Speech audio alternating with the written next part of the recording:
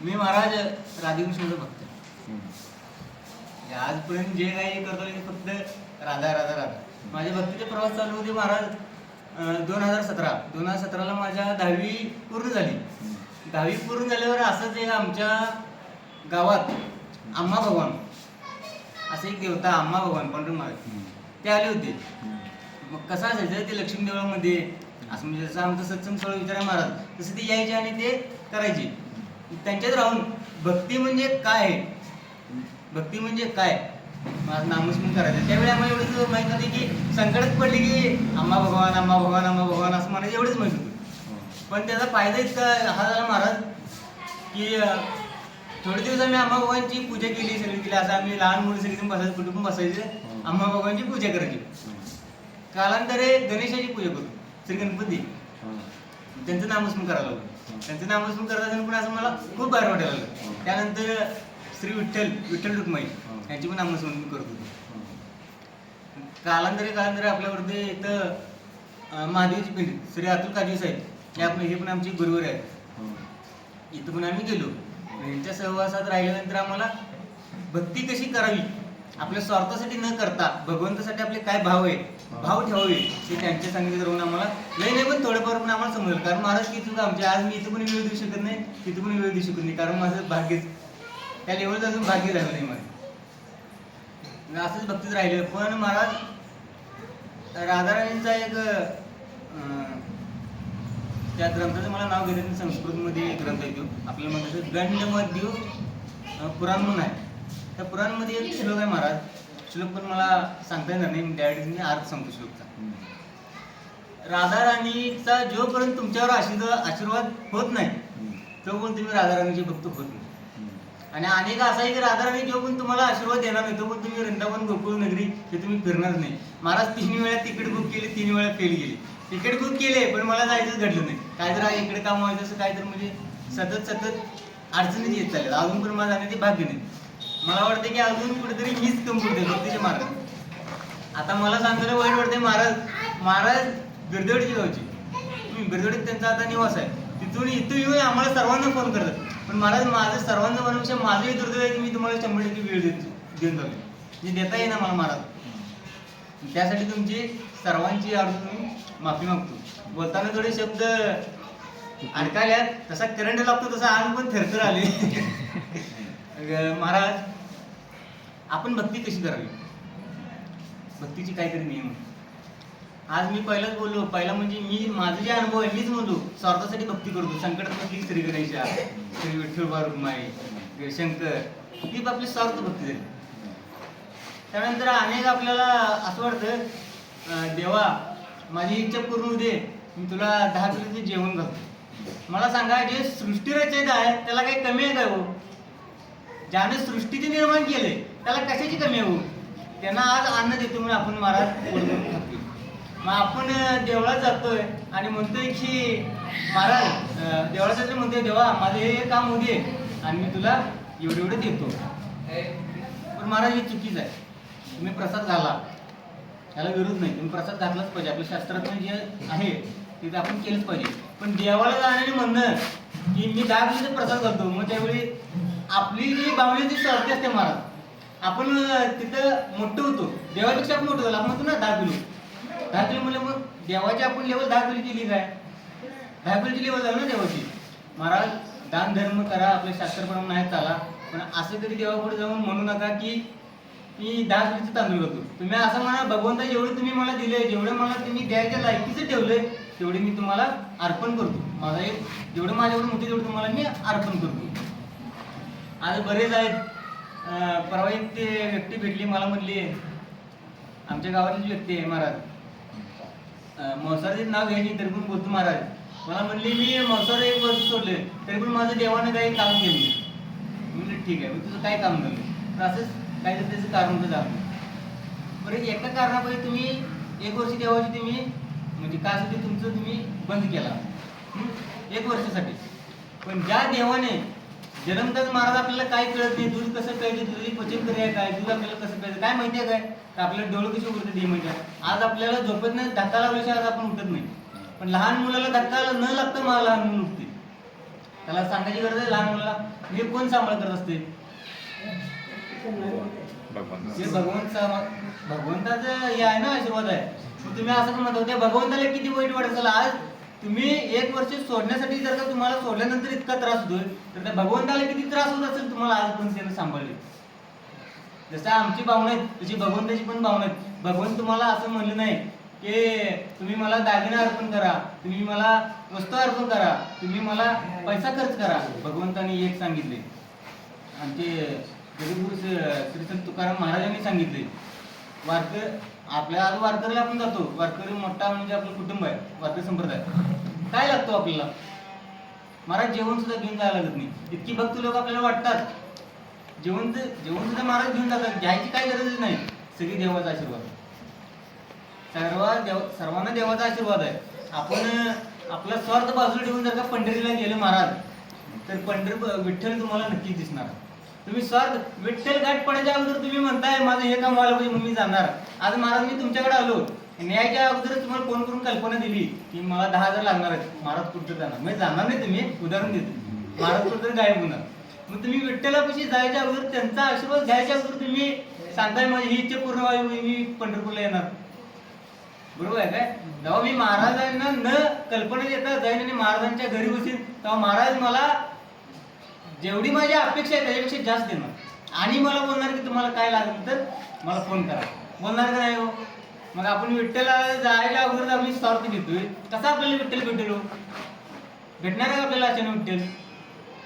मग सांगायचं तात्पर्य इतकंच आहे, प्रत्येकाची भक्ती वेगळी आहे, प्रत्येकाचे आराध्य दैवत वेगळे आहेत. पण महाराज आपल्या एक श्लोक आहे, विष्णू सहस्त्रनाम, प्रत्येक हे नाव विष्णूचंच आहे. फक्त कसं असते महाराज, आज तुम्ही मला आवडता पण युवराज महाराजांना तुम्ही आवडत नाही, पण माझं प्रेम तुमच्यावरती आहे. मग मी काय म्हणणार? तुकाराम महाराज, तुकाराम महाराज, तुकाराम महाराज. पण युवराज महाराजांचा वेगळा असतं. पण याचा अर्थ असा नाही की तुकाराम महाराज वाईट आहे, ते फक्त त्यांची आवड वेगळी आहे. फक्त आपण हे सर्वांनी सांभाळून घेऊन आपण प्रत्येकाच्या भक्तीचा सन्मान करून आपल्याला पुढे जायचं. महाराज जर का आपण विरोध करत बसलो, त्याला हे करू नका, त्याला ते करू नका. महाराज समजा आज माझ्याकडे स्कूटी गाडी आहे आणि युवराज महाराजांकडे बुलेट आहे, मी स्कूटी चालवली, युवराज महाराज जर का म्हणले स्कूटी काय बरोबर नाही, ती बुलेट घे, बरोबर आहे काय? पण युवराज महाराज जेव्हा मला बुलेट चालवाय देतील आणि त्याच्याबद्दल मला आवड निर्माण होईल, तेव्हा मी स्वतः बुलेट घेणार. असं म्हणायचं इतकंच आहे की कोणाची भावना दुखावल्याबद्दल मी माफी करतो. महाराज आपल्याकडे जे चांगलं आहे, आपली ज्ञानेश्वरी, भगवद्गीता, श्रीमद भगवद्गीता, ब्रह्मपुराण, गुरुदत्त पुराण, लक्ष्मी पुराण, हे तुम्ही लोकांपर्यंत आपण पोहोचवायला पाहिजे. ज्यावेळी त्यांना बुलेट आणि स्कूटीमध्ये फरक पडेल, तेव्हा आम्ही जरी म्हणली, युवराज महाराज म्हणले ती स्कूटी घेतली, स्कूटी जगत्या, तेव्हा ती घेणार नाहीत महाराज. काय घेणार आहे कोण? मला बुलेट आवडते, मी बुलेटच घेणार. अशी एक स्कूटी आणि एक बुलेटमध्ये फरक आहे. पण कसं झालं महाराज, आज आम्हाला स्कूटीचीच गरज आहे आणि आम्हाला स्कूटीचा आमच्या रक्तात भिनल्या. आणि ती स्कूटी महाराज इतकं भिनले की आमच्या त्या 4 पिढ्या गेल्या. आज महाराज आमच्या गावचं दुर्दैव आहे, महाराजांचं गाव कुंडीगिरी, तिथून ते बिरदेवाडीत निवास करतात आणि बिरदेवाडीतून महाराज रोज आमच्या लक्ष्मीवाडीमध्ये येतात. आपल्या सर्व गावकऱ्यांच्या ग्रामस्थांची माफी मागून सांगतो, आपलं खूप मोठं दुर्दैव आहे. एक व्यक्ती बिरदेवाडीतून इथून आपल्यासाठी राबते, रोज फोन करते, पण आपण काय म्हणतो, हे रोजच आहे. बरोबर आहे का? 7 दिवस सप्ताह आहे. महाराज मी स्वतः म्हणत आलो, उद्या वेळ देऊया, मला अजून भाग्य मिळालं नाही महाराज वेळ द्यायचा. पण महाराज मी कळकळीने सांगतो, मी रोज महाराज प्रयत्न करू. पण काही घरच्या अडचणी असल्यामुळे मला महाराज तितका वेळ देता येणार नाही. पण आज ज्ञानेश्वर महाराज, जितका माझ्या हातात ज्ञानेश्वर महाराज, मी प्रामाणिकपणे सांगतो, जितका मला वेळ इकडे देता येईल तितका महाराज मी प्रयत्न केले. पण मला एक सांगायचं आहे, अजून माझं कुटुंब निर्माण नाही, काय नाही, मी स्वतंत्र माणूस आहे. मी स्वतंत्र म्हणजे कुटुंबात स्वतंत्र नाही, पण एकटा आहे. कसं असते, एक नवरा बायकोवर जबाबदारी असते, तसं काय नाही. तर मला इतका वेळ देताना नाही. तर महाराजांना किती समस्यांना म्हणजे तोंड द्यावं लागत असेल इथे येताना. त्याचा आपण कधी सर्वांनी आपण विचार केलाय का? याच्या सर्वांनी विचार करून श्री तुकाराम महाराज असतील, पांडुरंग महाराज असतील, आपल्या सत्संग मधले सगळे महाराज असतील. 2 दिवस राहिलेत. त्या पात्रताचं नाही सांगण्याच्या कारण मीच वेळ दिलेला नाही, पण सर्वांनी वेळ द्या, भरपूर वेळ द्या. कसं आहे, उगाच आपल्या समजा आपण एक चुकीच्या ठिकाणी थांबले बागेच्या पुलावर, 1-2 वेळा आपण इष्टीची वाट बघितली, बरोबर आहे काय? इष्टवाला काय म्हणणार आहे रोजचं आपण आता पुढे जाऊया. तसेच तुकाराम महाराज आज आपल्यावरती भरपूर त्यांचं प्रेम आहे. आपण पण त्यांना जितकी तुमची अपेक्षा त्याच्यापेक्षा जास्त द्यायला पाहिजे महाराज. पण महाराज तुम्ही गावात आल्यापासून महाराज आमच्या गावात मारकळी ही म्हणजे माळ घालणं म्हणजे याच्यावरती इतके दुष्परिणाम आहेत, भरपूर दुष्परिणाम आहेत. तुला आता काय गरज आहे माळ घालायची? काय गरज आहे? मला सुद्धा असेच होते, काय गरज आहे? पण माळ घातल्यानंतर मला कळाली मला काय गरज आहे माळाची. माळ घातल्यानंतर मला कळाली काय गरज आहे. माळ आम्ही तुम्ही घेऊन घालणं इतकं सोपं नाही महाराज. त्यांच्या पूर्वजांची तितकं पुण्य पाहिजे महाराज. आणि आज तुकाराम महाराज पूर्वजांची तर मला काय माहित नाही, पुण्य घेऊन तुमच्या दारात आमच्या लक्ष्मीवाडीत आहेत, पण आम्हाला पुण्य घेता येत झाले. ते म्हणतात ना देव द्यायला आणि पदर फाटायला, त्यातली महाराज आमची अवस्था आहे. पण महाराज आम्ही आमचा विचार सत्संग सोहळा त्या पडद्याला टाकत घालतो, पण आम्ही तुम्हाला सपोर्ट करतो. आता माझे काही भाव आहेत, मी काय प्रवचन याच्या कधी केले नाही, मला इतकं जमणार पण नाही, पण माझे काही भाव आहेत. एक राधाकृष्णावरती भाव आहेत महाराज.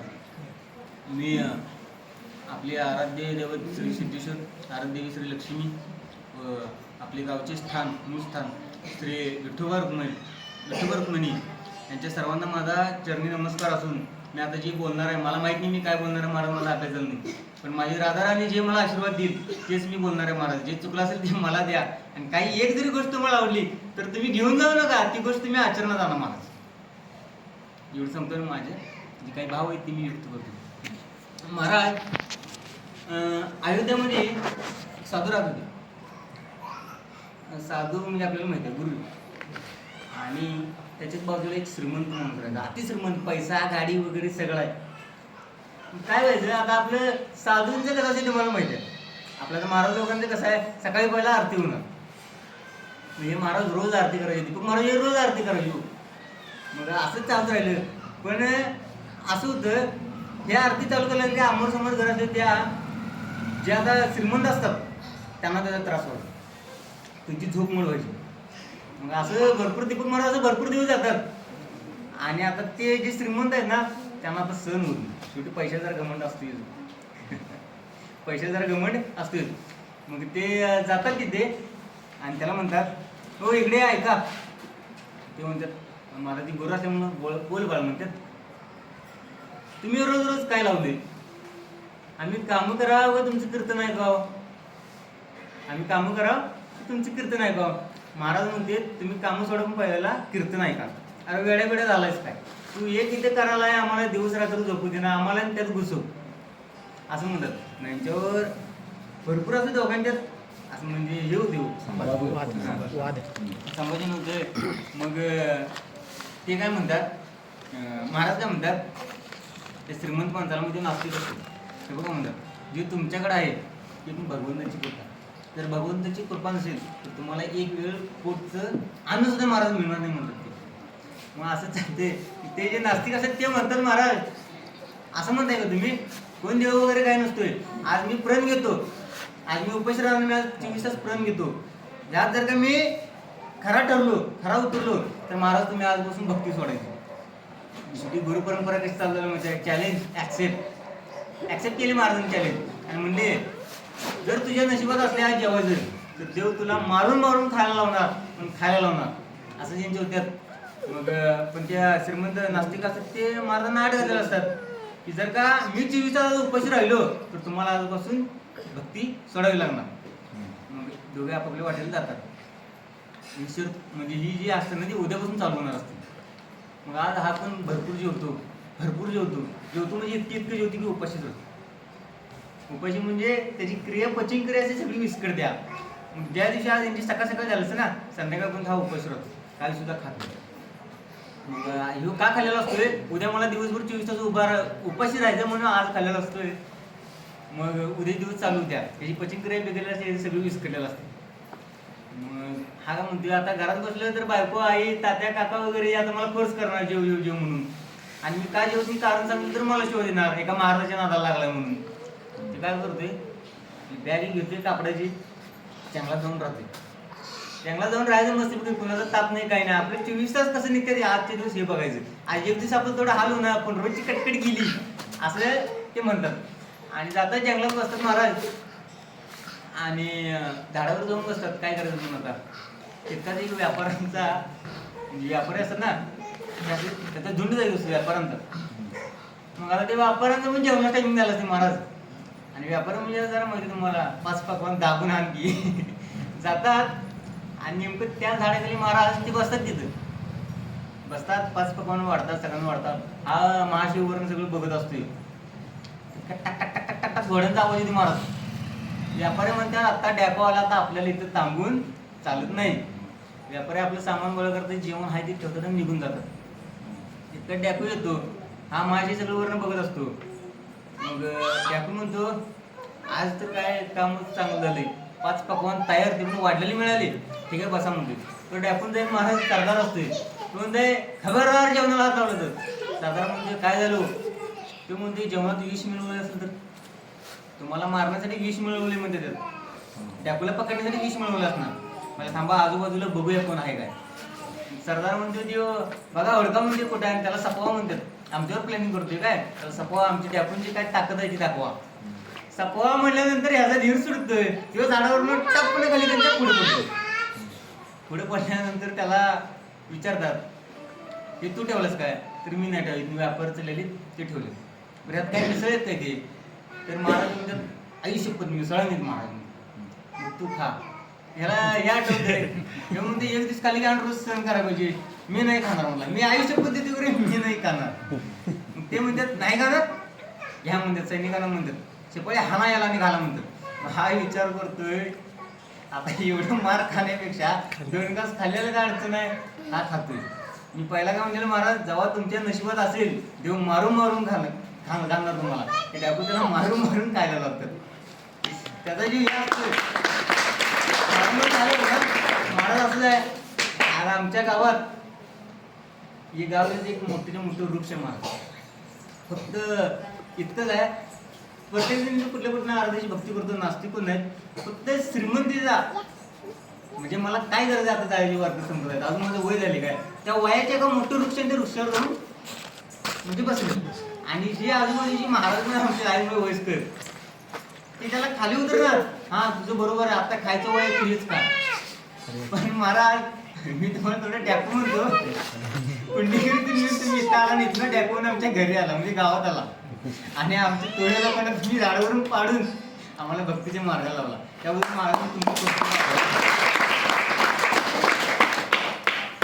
महाराज जर काही चुकलं तर समजावून घ्या. महाराज आता मी राधाराणीचे चरित्र आपले म्हणजे लोकांचे काय आमच्या लक्ष्मणकरांच्या म्हणजे असू दे आपल्या महाराष्ट्रात म्हणजे त्यांचं चरित्र इतकं माहीत नाही महाराज लोकांना.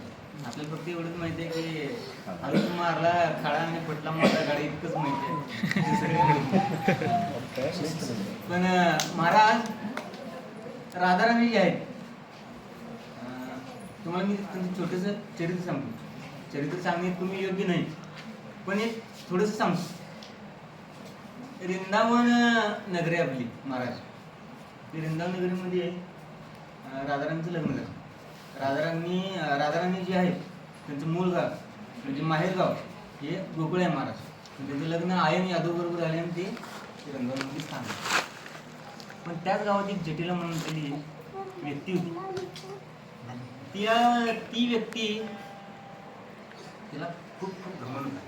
तुम्ही खूप मोठी प्रतिवर्त आहे. आज पण पुरुषाकडे नजरही मिळवली नाही असं तिला खूप घमंड होता.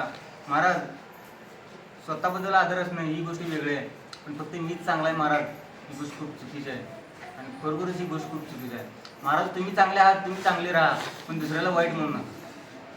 मग ही काय करायची सर्वांना सांगायची हो मी प्रतिवर्त आहे मी सत्य आहे खूप मोठी सत्य आहे. आणि ही अशी सगळं सांगायची थोडी सांगायला गेली पण ऐकणं.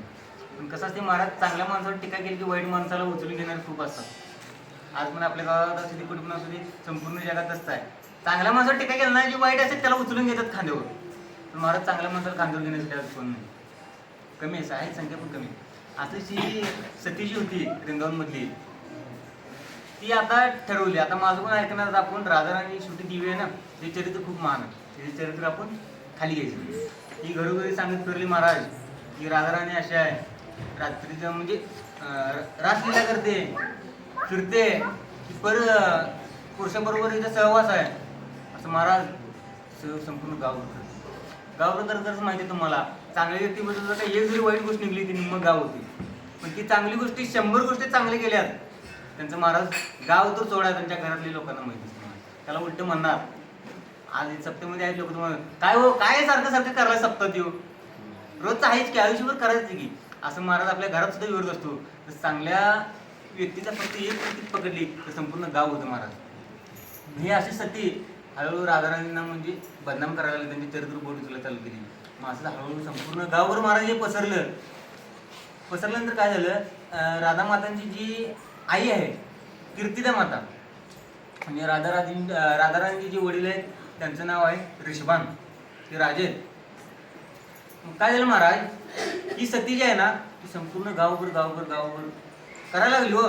ही राधाराणी बदनाम आहे ही अशी करते ही तशी करत्या. हळूहळू कीर्तिदा मातापर्यंत ही गोष्ट पोचली महाराज. मग आता शेवटी एक आई असते आईला एक काळजी असते. आईला माप माहिती आहे माझी मुलगी चांगली आहे पण समाज खूप वाईट आहे. आज पण वाईट आहे त्यावेळी पण वाईट होतं महाराज. मग शेवटी आई जी असते आपल्या मुलगीला समजते मला माहिती तुला माहिती चांगले पण लोकांची नजर चांगलं नाही असं सांगते महाराज. असं होतं राधाराणींना सांगते कीर्ती माता की तू आजपासून घराच्या बाहेर यायचं नाही.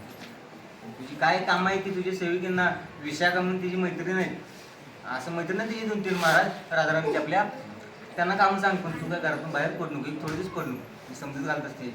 माझं शेवटी माता सांगायला म्हणल्यावर राधाराणीचं ऐकणं जे करते होतं. राधाराणी खूप मोठी आहेत ती पण शेवटी आज त्यांनी मनुष्य रूपात होते. त्यांना काहीतरी सीमा होत्या महाराज आपल्या काहीतरी सीमा आहेत. शेवटी त्यांनी त्या तर देवी होत्या असं वाजवलं असते सगळं ब्रह्मांड बदललं असतं महाराज पण सीमा होता. त्यांनी अवतारच कुठले पण आपले श्रीनारायण असतील याच्यासाठी घेतले की मनुष्य रूपात राहून आपण काय करता येतं. मनुष्य रूपात राहून आपल्याला काय करतात याच्यासाठी श्रीनारायणांनी अवतार भरपूर घेतले. ही सती असते तर गावावर गेल्या तर राधाराणीचं आता जायचं बंद झालं ना बाहेर जायचं बंद झालं. श्रीकृष्ण भगवंतांना भेटायचं बंद झालं. महाराज सर्वांना तरुण परत त्यांना काय माहिती असेल प्रेम झाल्यावर काय होते. पण जे माझ्यापेक्षा मोठी लोक आहेत वैयक्तिक लोक आहेत ज्येष्ठ लोक आहेत त्यांना मी सांगतो जसं तुमच्या शाळेला एकदा मुलगा गेलेला असतो आणि घरी असतं का आई असली वडील असतो 1 तास जरी लेट झाला महाराजाचा जीवात जीवन असतो. महाराज ती 100 रुपये फोन करते शाळेत ते 4 वेळा जिथं बस थांबते त्याची एरजारे करते. मग महाराज एक आत्मा 2 शरीर असल्यापासून राधाराणींना कसं वाटलं असेल आपण कल्पना करू शकतो का त्या दुःखाची किती दुःख झालं असेल त्यांना आजपासून आपण भेटायचं नाही. आणि वाटलं तर आता मी पूर्ण ब्रह्मांड बदलू शकतो पण मला मनुष्य रूपात राहिले आणि त्यांना किती त्रास झाला असेल. मी असंच चालत राहते. मग आता ही राधाराणीची जी पिढा आहे महाराज असैन्य झाली मग ती त्यांच्या विशाखाची मैत्रीण असते महाराज तिला बोलवते सांगते आता तुला भगवंताकडे जायचं आहे श्रीकृष्णाकडे माझा एक संदेश पाठवायचा आहे. त्यावेळी गुप्तचर पण होते महाराज मी विशाखाकडून पाठवते आणि तसं म्हणत आपले क्लोज फ्रेंड बेस्ट फ्रेंड वगैरे असतातच प्रत्येकाचे असतातच तशी विशाखा होती महाराज. आणि भगवंताच्याकडे जाते भगवंतांना सांगते भगवंत अशी ती स्त्री सती आहे आपल्या वृंदावनमध्ये आणि ते आपल्या राधा मातांना माझ्या सखीला खूप बदनाम केली आणि तिच्यावर आता बंधन आलेत महाराज की तुम्हाला आजपासून भेटायला येणार नाही. आणि गेली 3 दिवस झाले महाराज की याच्यासाठी तुम्हाला भेटायला नाही. शेवटी भगवंत आहेत भगवंताच्यापासून काय लपले हो पण मनुष्य रूपात होते त्यांना माहिती होती सगळी कल्पना होती पण शेवटी युवराज महाराज भगवंत आहेत ना ते त्यांना सगळं माहिती आहे. मग ते म्हणते असं म्हणते ठीक आहे जा मी याच्यावर काय पर्याय करतो. भगवंत थोडा वेळ विचार करतात म्हणजे ते विषयाला दाखवतात की मी विचारत आहे. हळूहळू वाट पुढे करतात जातात. गेल्या यांच्या घरात भगवंताची सर्व नंदबाबाच्या बंगल्यात गेल्या पहिलं पाऊल आत टाकायचं पण बेशी धुवून पडतात. बेशी धुवून पडल्यावर तुम्हाला माहिती आहे यशोदा माता आता आपल्या कानांवरती किती प्रेम करत होती.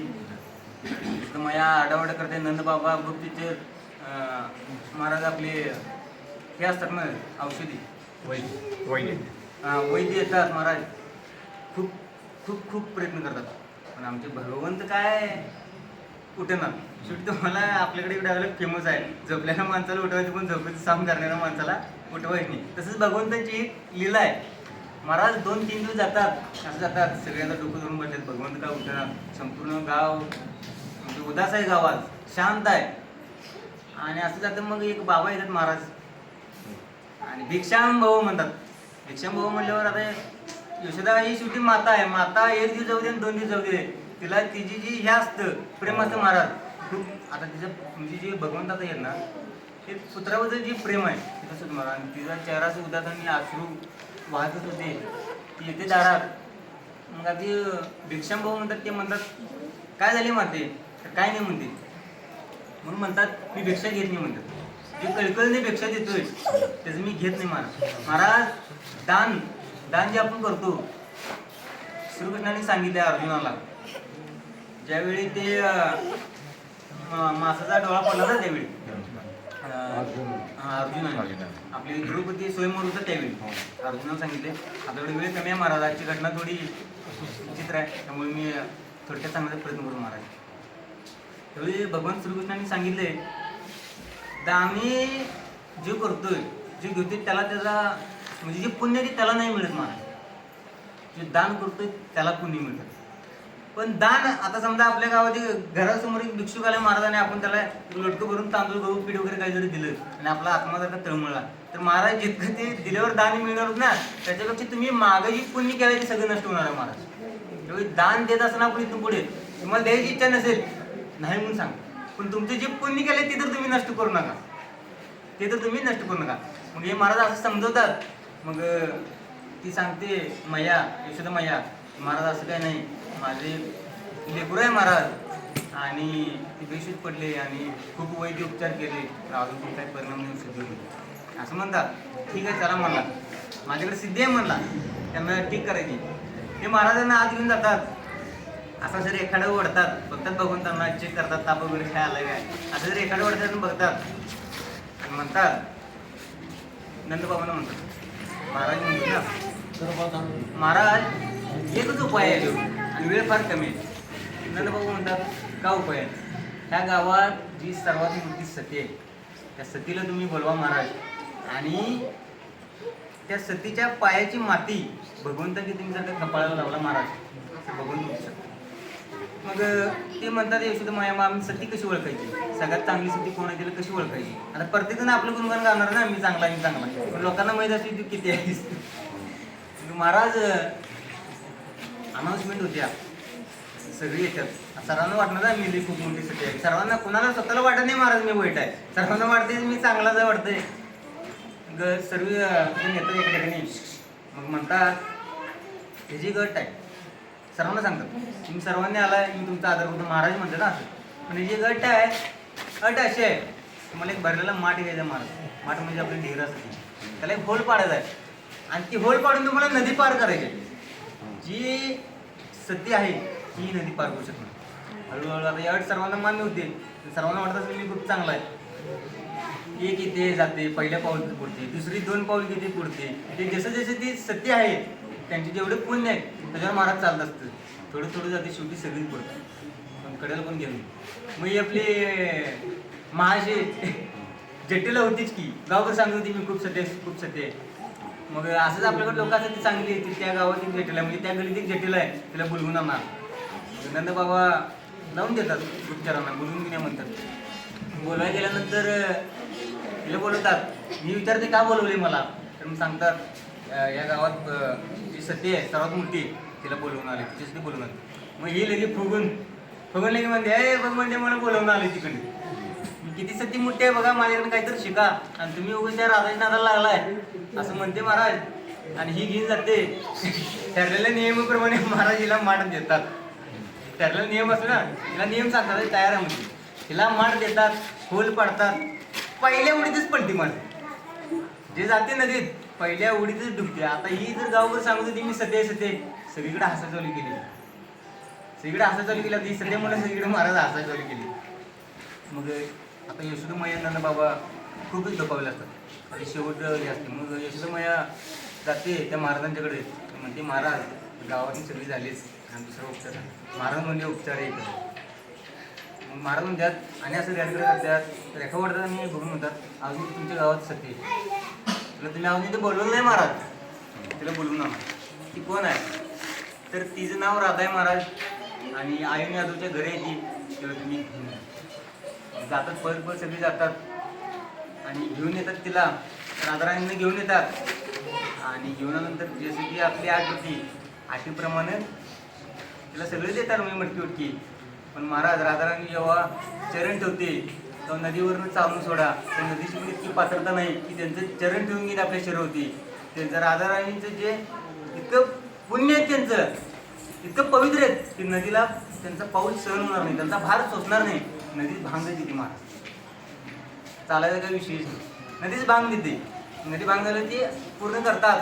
जे माठ फुटलेला असतो महाराज, पाणी हाच थांबलेलं असतं, पाणी खाली पडलेलं नसतं महाराज, इथे मी पाणी पडलेलं नसतं महाराज. मग येतात. आता सगळीकडे आता समजलं ना प्रतिभाचा कोण आहे. पण महाराज सर्वांना एक सांगतो मी, जे महाराज असतात ना आलेले असतात ते भगवंताच्या कृपेने आजपर्यंत श्रीरामांचा असू दे अवतार असू दे, नारायणचा कुठलाही अवतार घ्या तुम्ही, जेव्हा रामांचा अवतार झाला तेव्हा आपले हनुमान,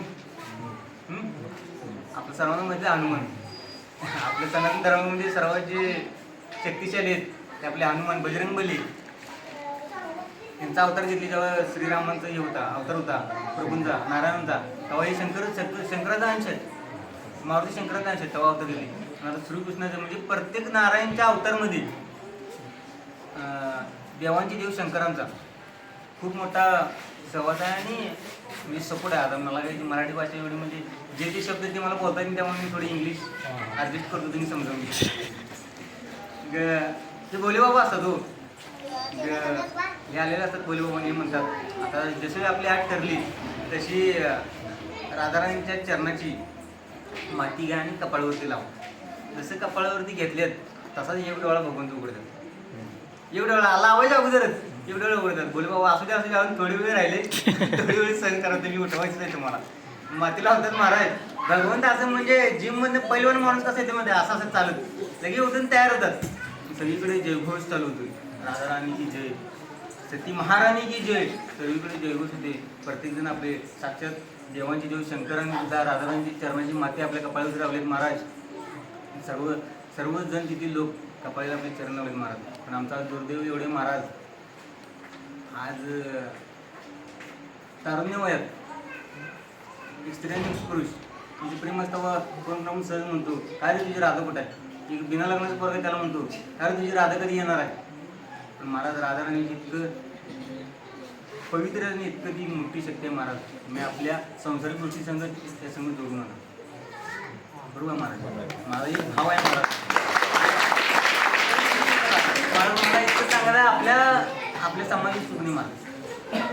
महाराज मी सांगतो आमच्या समाज हरभरगोळी समाज महाराज, जगात जितकं पुण्य नाही तितकं आमच्या समाजाचं पुण्य आहे महाराज. जगाचा निर्माता आमच्या समाजात महाराज जन्म घेतात, आमच्या समाजात वाढल्यात. जन्म तर त्यांचे मामा कंस यांच्या इथे झाले होता, पण ते स्थान इतकं पवित्र नव्हतं. मग आता 18 पगड जाते, कितीतरी धर्म आहे जगात, 5200 असं आपले काही धर्म आहेत महाराज.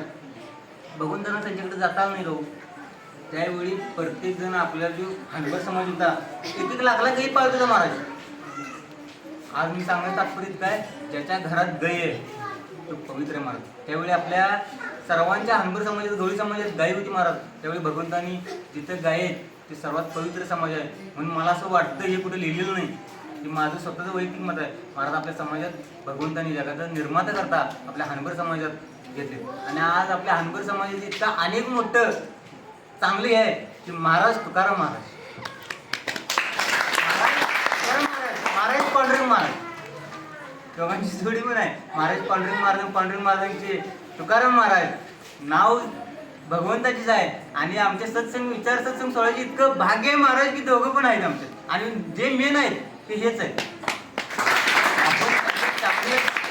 आपण आपलं त्यावेळी समाज चांगला होता, भगवंतांनी आपल्यासाठी आपल्या समाजात वाढलेत महाराज. इतका आपला पवित्र समाज आहे. पण आज आम्ही काय करतोय महाराज, कुठं आहे जायचं काय, 1 किलो चिकन घेऊन येताना म्हणतो ना आपण. पण कधी विठ्ठलाच्या मूर्तीला एक हार घेऊन असं कधी कोण म्हणले का हो महाराज.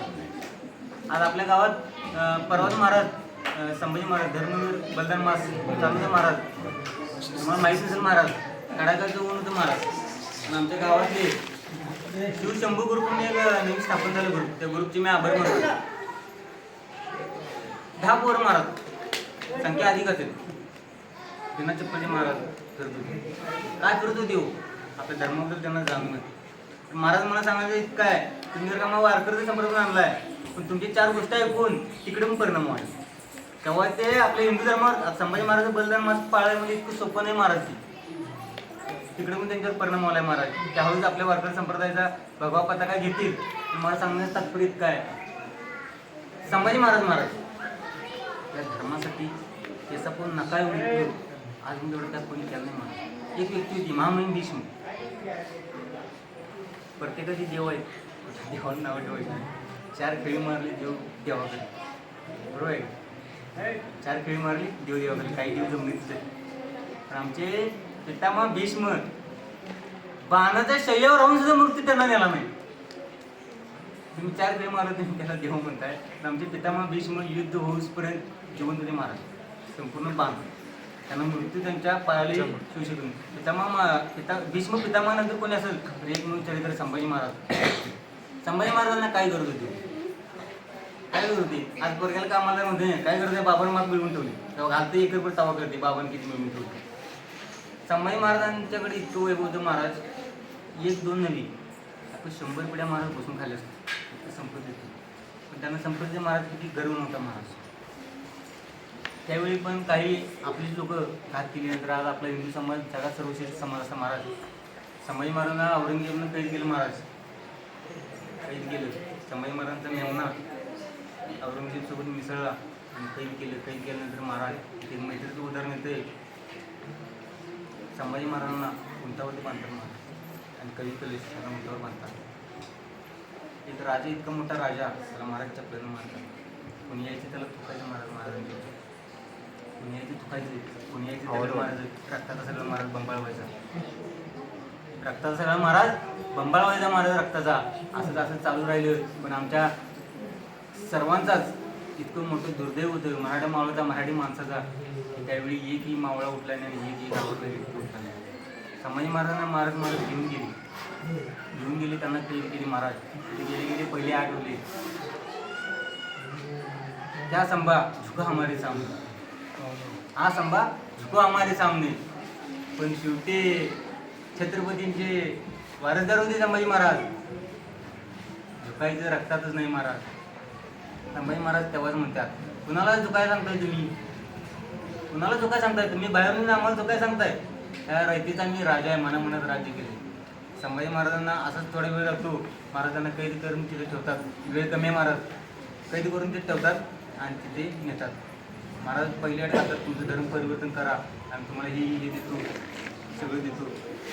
महाराज संभाजी महाराज काय पैशासाठी नव्हते महाराज, कोणतरी यायचं. आता हे काय धर्म परिवर्तन करणार महाराज, धर्म परिवर्तन करण्याचं संभाजी महाराजांचं होतं ना. कोणतरी यायचं महाराज. या औरंगजेबने म्हणले होते की जो पण धर्म परिवर्तन करणार नाही तो पण इतका हाल करा, इतका हाल करा, इतका हाल करा की संभाजी महाराज गुडघ्यावर टिकून मला नतमस्तक केलं पाहिजे. महाराज ते शक्य नव्हतं. कोणीतरी यायचं महाराज. सांगितलं म्हणलं आपल्याला फुकट घाला म्हणलं गाडी कोणाची तुम्ही बोलतो तसं महाराज झाली ती अवस्था महाराजांची. कोणीतरी यायचं महाराज, चिमट्याने नको उपसायची. काय वेदना असतील हो संभाजी महाराजांना, काय वेदना झाली असतील आपल्या धर्मासाठी इतकी भोगली त्यांनी. साधं काटा जरी आपल्याला चुकला तर महाराज 2 दिवस पायवर करून चालतोय आपण. कोणीतरी यायचं नको उपसायचं महाराज. कोणीतरी यायचं महाराज अक्षरशः गुडघ्याच्या वाट्या काढायचे महाराज. कोणतरी यायचं तापलेलं बार डोळ्यात घालायचं. कोणतरी यायचं कान कापायचं, कोणतरी यायचं नाक कापायचं महाराज. त्याच्या आज आम्हाला जाणीव नाही महाराज. संभाजी महाराज का लढत होते हो, काय होतं त्यांना, काय गरज होती काय लढायची. नुसतं हा म्हणले तर त्यांना सगळं वैभव, त्यांच्या 3 लोकांचं वैभव त्यांच्या पायाशी अर्पण केलं त्या औरंगजेबनं महाराज. खूप हाल झाले संभाजी महाराज. खूप कोणतरी यायचं मिठाचं पाणी करायचं महाराज विचारत रोज.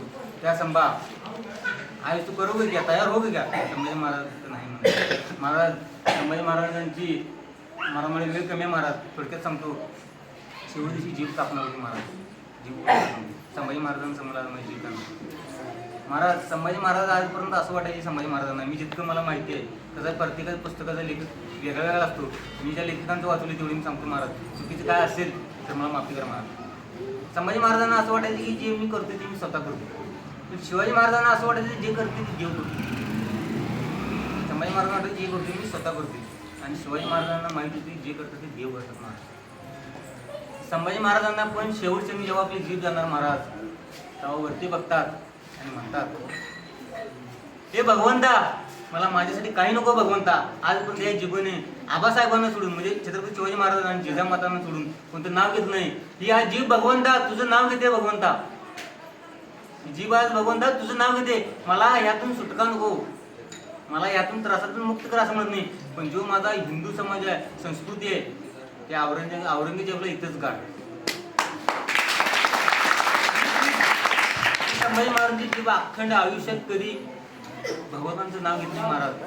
आपल्याला माहित असते प्रत्येकाची आपले आठ असते महाराज, प्रत्येकाचे असतं ना आठ एक. ते भगवंता संभाजी महाराजांनी शेवटच्या श्वासापर्यंत महाराज आपल्या हिंदू धर्मासाठी हे केले. आज महाराज मी स्वतः जर का टिळा जास्त मोठा लावून आलो तर लगेच मला म्हणतात काही लोक की काय संन्यास व्हायचे विचार आहे. घरातून बाहेर कुठेच पाहिले विरोध घेऊच बाहेरचे लोक. पण महाराज ज्या संभाजी महाराजांनी आपल्या शरीराचा कण कण आपल्या हिंदू धर्मासाठी अर्पण केलाय महाराज, त्या संभाजी महाराजांच्या औरंगजेबने एक ज्यावेळी मुंडक म्हणजे मान उडवायचा आदेश दिला त्यावेळी औरंगजेब म्हणतात, त्या संभा आप तो हो गे तयार. तेव्हा महाराज पाण्यासाठी डोळ नसतात, बोलण्यासाठी जीव नसते, हात नसते, कारण ते सगळे कलम केलेले असतात. 40 दिवस नाश केला असतात शरीराचा. आज एक साधी नस कापली, आज आपण बघतोय सोशल मीडियावर आहे महाराज, नस कापली की मरतोय, 24 तासात ते मरतोय नस कापल्यावर. पण संभाजी महाराजांना आज आपण ओळख करणं चूक होते. एक नस कापल्यानंतर आपला 24 तासात जर का मृत्यू होत असेल तर त्या संभाजी महाराज कोण असतील महाराज? 40 दिवस त्यांचं एक एक नस कापलं, किती रक्त जायचं असेल. आज असं पण म्हणते की आम्ही खाल्ल्यानंतर रक्त तयार होते. संभाजी महाराजांना तर अन्न दिलेच नाही 40 दिवस, रक्त येत कुठे होते महाराज. देवाशिवी ना महाराज झाला, ना राजा झाला, ना आम्ही आहोत, ना तुम्ही आहोत महाराज. देवाला आपण पकडलं पाहिजे महाराज, तोपर्यंत आपलं आयुष्याचं कल्याण होणार नाही. आणि चांगलं तात्पर्य काय, आज संभाजी महाराज हे जे शिवशंभू आपला ग्रुप आहे महाराज, नवीनच तयार झाला महाराज, त्यांनाही आपण सर्वांनी सपोर्ट केलं पाहिजे महाराज. ज्यावेळी नवी काही असली एखादी गोष्ट होती तर आपण सपोर्ट केलं महाराज, तिकडे करून जाते. पण ज्यावेळी एखादा गावात माळ घालून येतो त्याला बोलणारेच फार असतात, एवढे लेख काय घातलीस, असं आहे तसं आहे. महाराज मी माळ घातलोय, मी माझा वैयक्तिक अनुभव सांगतो. मी कुठले शास्त्र वाचलेलं नाही, मी कुठला मोठा प्रयोगता नाही किंवा प्रवचन नाही, काय व्याख्या नाही, मी इतकं सांगतोय.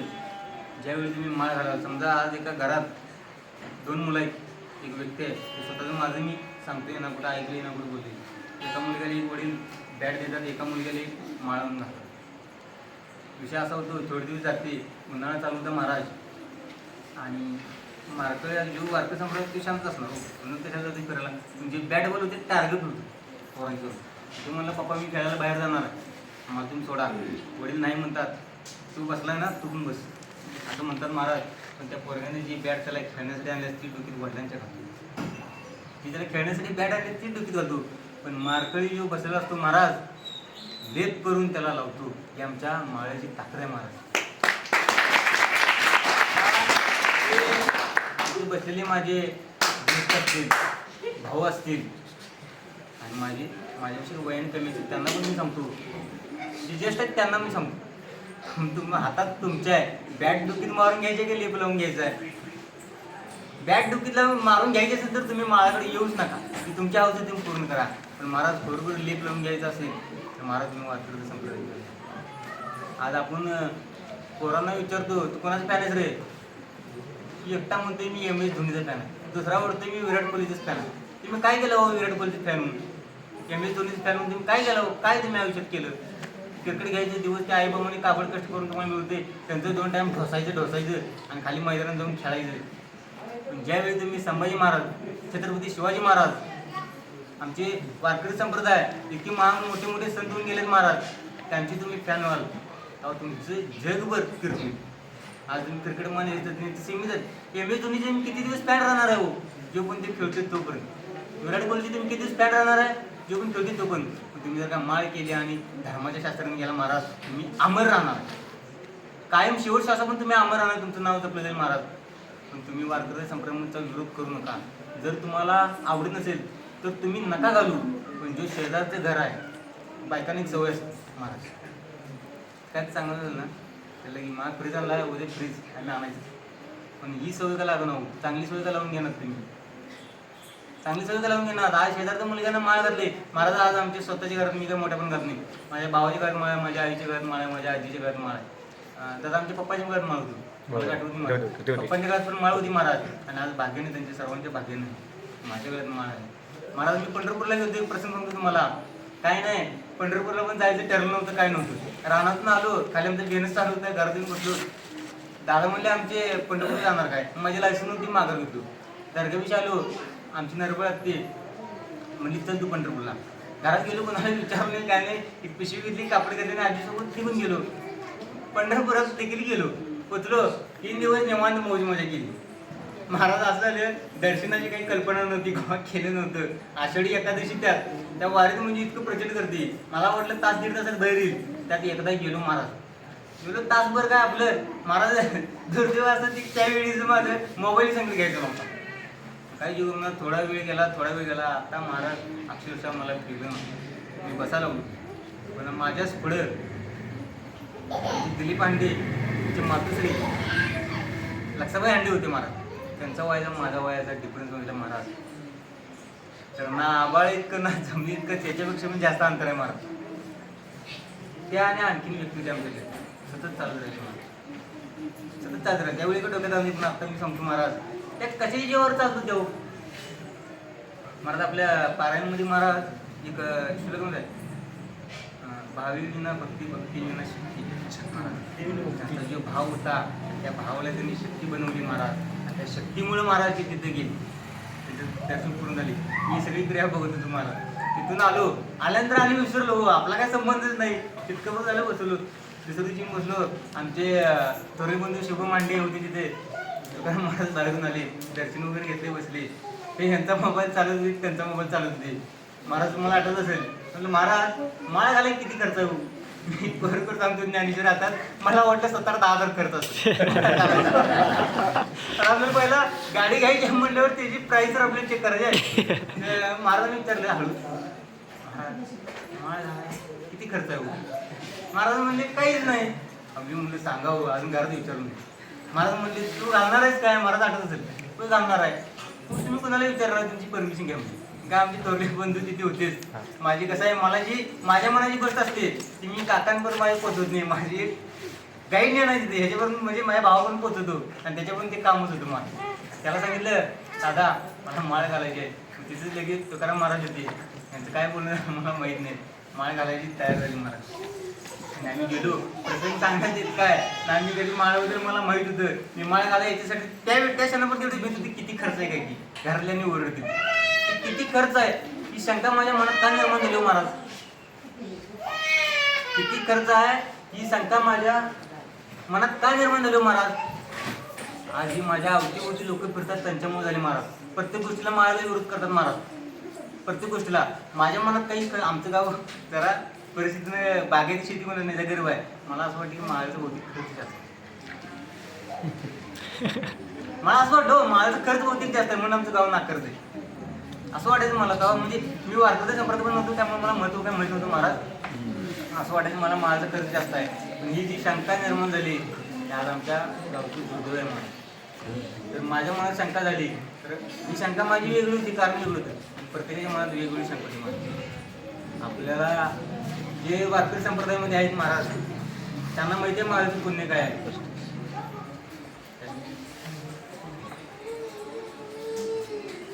वारकरी संप्रदायामध्ये जे आहेत त्यांना माहिती आहे महाराज माझं पुण्य किती आहे.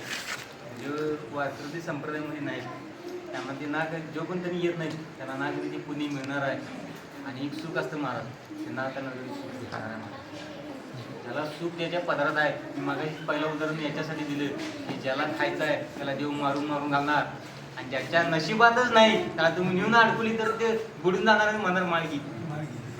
बरोबर आहे काय? तिथे महाराज माझं काय कधी मी प्रवेशन केलं नाही. आपली वेळ संपत आली कधी